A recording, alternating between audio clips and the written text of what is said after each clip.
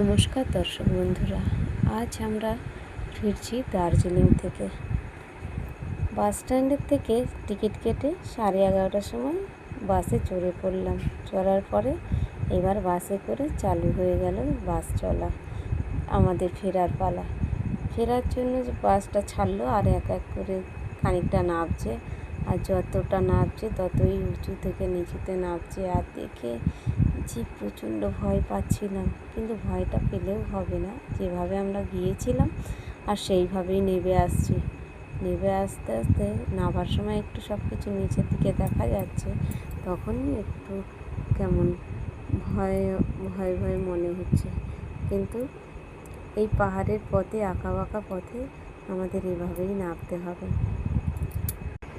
আর চারিদিক দেখুন চা বাগান সব কিছু রয়েছে, আর আমরা যতটা পথ যাচ্ছি আর এই যে কত সুন্দর ভিউ দেখা যাচ্ছে, আর আমরা এগিয়েই চলেছি যতক্ষণ না রাস্তাটা শেষ হচ্ছে ততক্ষণ পর্যন্ত। এই দেখুন কি অসাধারণ লাগছে ভিউটা, দেখে তো প্রচণ্ড ভালো লাগছে, কিন্তু মনের মধ্যে একটু ভয়ও পাচ্ছি। কিন্তু ভয়টা পেলে হবে না, এটাই ভাবছি যে কীভাবে আমাদের পৌঁছতে হবে। এভাবে বেশ তো কিছুক্ষণ কেটে গেল, প্রায় 2 ঘন্টা মতো। আর তারপরে রোহিণী গেস্ট হাউসে আসলাম। এসে এইখানে ভেজ মোমো আর পকোড়া খেলাম।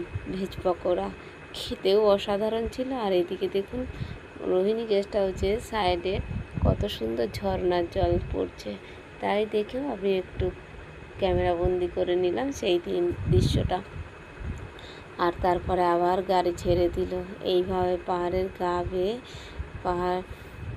পর্বত পাড়িয়ে এবার আমরা নামছি। দেখুন কত কীভাবে পড়ছে ঝর্ণার, কি অপূর্ব দৃশ্য। তাই আপনাদের সাথে শেয়ার করলাম। ভালো লাগলে লাইক, শেয়ার, সাবস্ক্রাইব, কমেন্ট করতে ভুলবেন না। এই যে এত সুন্দর চা বাগান, কী যে সুন্দর লাগছে দেখতে, আর আপনাদের কি বলবো। আর সেই রকম উপরের দিকে তাকাচ্ছে।